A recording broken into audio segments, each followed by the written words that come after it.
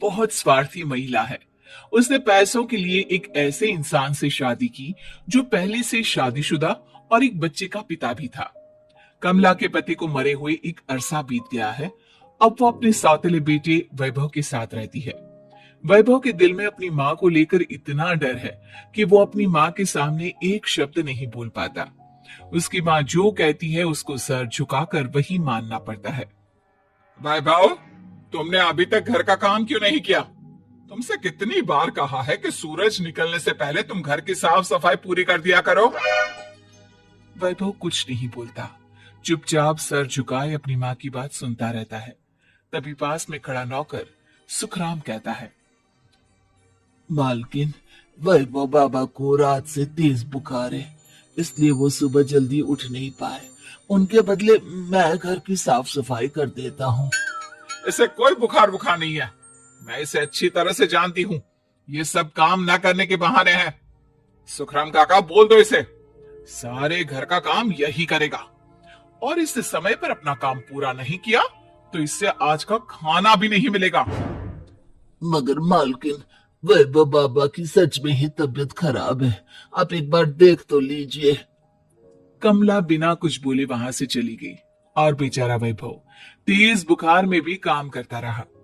कमला वैभव की शादी एक ऐसी लड़की से कराना चाहती थी जो अनपढ़ हो और कमला से इसी तरह डरे जिस तरह वैभव डरता है, ताकि वैभव की सारी जायदाद और धन दौलत उसकी मुट्ठी में रहे।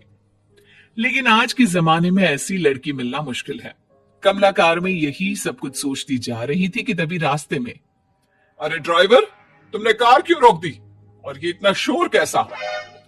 मैडम, आगे कुछ बंजारों का खेल चल रहा है, इसलिए भीड़ लगी है। मैं अभी भीड़ को साइड में करवाकर कार निकालता हूँ। ड्राइवर भीड़ को साइड करके कार निकालने की कोशिश करने लगा कि तभी कमला की नजर रस्सी पर चल रही एक फुलवा नाम की बंजारन पर पड़ी। क्यों ना मैं इस बंजारन की शादी वैभव से करा दूं? ये तो अनपढ़ लग रही है, मेरे पैरों तले दबकर भी रहेगी। मुझे अभी इसके माँ बाप से बात करनी होगी। ये सोचकर कमला ने उन बंजारों से बात की और उन्हें शाम को अपने घर बुलाया। फुलवा के माता पिता वहां उसे लेकर आ गए। उन्होंने इतना आलीशान घर पहले कभी नहीं देखा था। अच्छा हुआ आप लोग आ गए। देखिए, मुझे घुमा फिरा कर बात करने की आदत नहीं है, इसलिए सीधे सीधे मुद्दे पर आती हूँ। मुझे आपकी बेटी बहुत पसंद है। मैं अपने इकलौते बेटे की शादी आपकी बेटी फुलवा से कराना चाहती हूँ। इसके बदले में आप जो चाहो वो ले सकती है। तभी फुलवा की माँ कहती है, ये क्या कह रही है मैम साहब? कहीं आप हमारी गरीबी का मजाक तो नहीं उड़ा रही ना? आप मेरे बेटे से मिल लो। अगर आपको मेरा बेटा पसंद आता है तो मैं कल से ही शादी की तैयारी शुरू कर दूंगी। सुखराम, सुखराम, वैभव को लेकर आओ। फुलवा अपनी माँ के कान में फुसफुसाती है, माँ, कहीं इस मेम साहब का छोरा पागल तो ना है? फुलवा अपनी माँ से बात कर रही होती है कि वैभव वहां आता है। फुलवा उसे देखती ही रह जाती है और उसके माता पिता उसकी शादी तय कर देते हैं। शादी वाले दिन किसी को फुलवा और वैभव की बेमेल विवाह की बात समझ में नहीं आती। फिर भी एक औरत कमला से पूछ ही लेती है, कमला जी, आपने अपने इकलौते बेटे की शादी देहाती गवार से क्यों करा दी? ये बंजारन आपके घर की बहू बनने लायक तो नहीं है।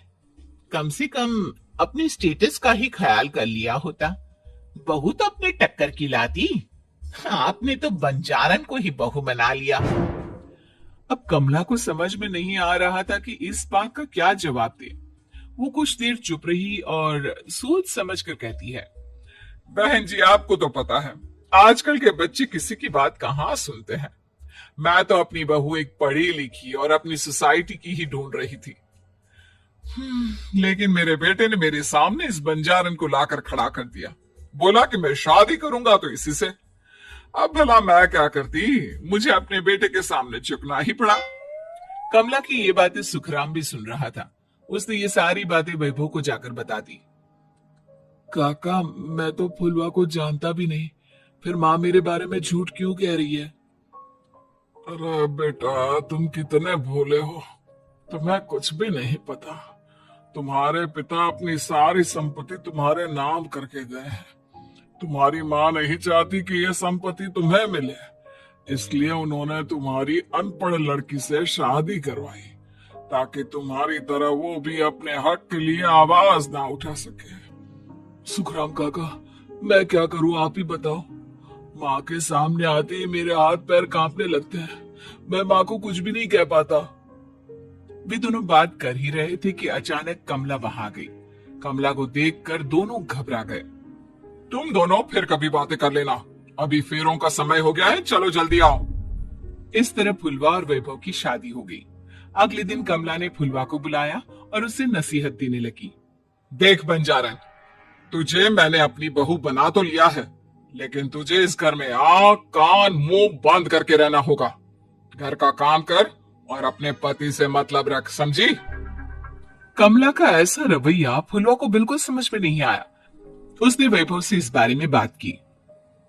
सुनिए ना, माँ जी ने जिस तरह मुझसे बात की मुझे अच्छा नहीं लगा।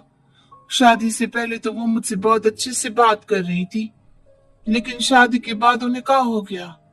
तुम ज्यादा मत सोचो, जैसा माँ कहती है वैसा ही करो। ये कहकर वैभव वहां से चला गया। अगले दिन वैभव को घर के नौकरों की तरह काम करता देख फुलवा को बहुत हैरानी हुई। फुलवा ने इस बारे में सुखराम काका से बात की तो सुखराम काका ने फुलवा को सारी बात बता दी।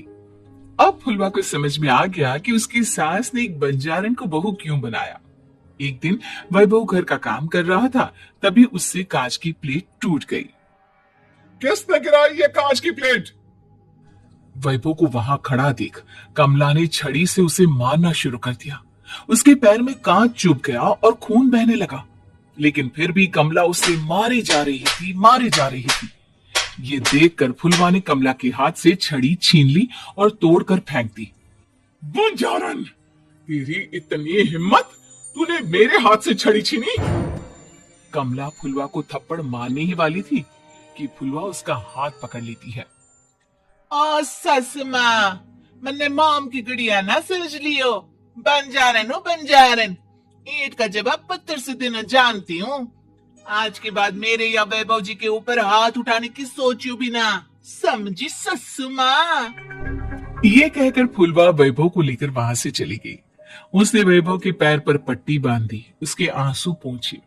वैभव ने पहली बार किसी के दिल में अपने लिए इतना प्यार महसूस किया। अब फुलवा वैभव का हर काम में हाथ बटाती, उसका बहुत ख्याल रखती। इस तरह दोनों बहुत ज्यादा नजदीक आ गए। वहीं दूसरी ओर कमला सारी जायदाद अपने नाम करने की साजिश करने लगी। और एक दिन, वैभव, जल्दी बाहर आओ। कमला की आवाज सुनकर वैभव और फुलवा अपने कमरे से बाहर आ गए। जी मां, आपने बुलाया? ये ले, इन कागजों पर साइन कर दे। वैभव कागजों पर साइन करने ही वाला था कि फुलवा वैभव के हाथ से पेन छीनकर कहती है, ना वैभव जी, आप इस पर हस्ताक्षर नहीं करेंगे। आओ बंजारन, मैं तुझसे बात नहीं कर रही। ये बात मेरे और मेरे बेटे के बीच की है। चुपचाप पेन दे दे, नहीं तो तेरी खाल उधेड़ लूंगा। ससु माँ, बंजारन की खाल इतनी भी ढीली ना होवे कि कोई भी उधेड़ लेवे। जो यकीन ना आता हो तो देख ले उतार के। और हाँ, बंजारन जरूर हूं, पर अनपढ़ ना हूं। मन भी पता है कि किसी भी कागज पर साइन करने से पहले उसे अच्छी तरह पढ़ लेवे। पेन देती है या नहीं? ये कहकर कमला फुलवा को मारने आई तो फुलवा ने कमला को धक्का दे दिया और वो नीचे गिर गई। कमला डरकर वहां से भाग गई। अब फुलवा ने वो कागज उठाए और वैभव के साथ सीधा वकील के पास चली गई। वकील ने वो कागज देखी और फुलवा को बताया, वैभव के पिता की सारी जायदाद और संपत्ति वैभव के नाम है, लेकिन वैभव की सौतेली माँ इस संपत्ति को अपने नाम कराना चाहती है, इसलिए इन कागजों पर वो साइन करा रही थी। तो अब हमें क्या करना चाहिए वकील साहब? वकील ने फुलवा और वैभव को सब कुछ अच्छी तरह से समझा दिया। अब दोनों घर पर पुलिस को लेकर पहुंचे। कमला पुलिस को देखकर घबरा गई। पुलिस ने कहा, आपके नाम की कंप्लेंट हुई है, आपको हमारे साथ थाने चलना होगा। कंप्लेंट? कैसे कंप्लेंट? आप अपने सौतेले बेटे पर बहुत अत्याचार करती हो। धोखे से सारी जायदाद अपने नाम करा रही है। अब नहीं इंस्पेक्टर साहब, जरूर ये मेरी बहू की कोई साजिश है। इसने गलत कंप्लेंट की है। मैडम, शिकायत आपकी बहू ने नहीं बल्कि आपके बेटे वैभव ने की है। कमला वैभव का नाम सुनकर दंग रह गई। जिस बेटे ने कभी उसके सामने सर नहीं उठाया था, आज वही बेटा उसके सामने पुलिस को लिए आया है। वैभव, तुम्हारी इतनी हिम्मत कि तुम पुलिस को ले आए? हाँ माँ, मैं लाया हूं पुलिस को, और मेरे अंदर इतनी हिम्मत कभी ना आती अगर फुलवा मेरा साथ ना देती। आपने बंजारन बहू को लाकर अपने ही पैर पर कुल्हाड़ी मारी है माँ। मैडम, आपकी बातें खत्म हो गई हो तो चलो हमारे साथ। वैभव, मुझे माफ कर दो, मुझे थाने मत भेजो। आज के बाद मैं तुम्हें कभी नहीं मारूंगी, तुम्हें कभी परेशान नहीं करूंगी, मुझे माफ कर दो। वैभव अपनी कंप्लेंट वापस ले लेता है और पुलिस वहां से चली जाती है। वैभव अपनी सौतेली मां से कहता है, मैंने पुलिस को वापस तो भेज दिया है, लेकिन मैं आपको माफ नहीं कर सकता। आपने बचपन से आज तक कभी मेरे सर पर हाथ नहीं रखा, हमेशा मुझे मारती रही, नौकरों की तरह बर्ताव करती रही। आप इस घर में नहीं रह सकती, चली जाइए यहां से। कमला घर छोड़कर चली गई और सड़क किनारे खड़ी होकर सोचने लगी, काश मैंने वैभव को मां की तरह प्यार किया होता तो आज मैं इस तरह से बेसहारा ना हो जाती।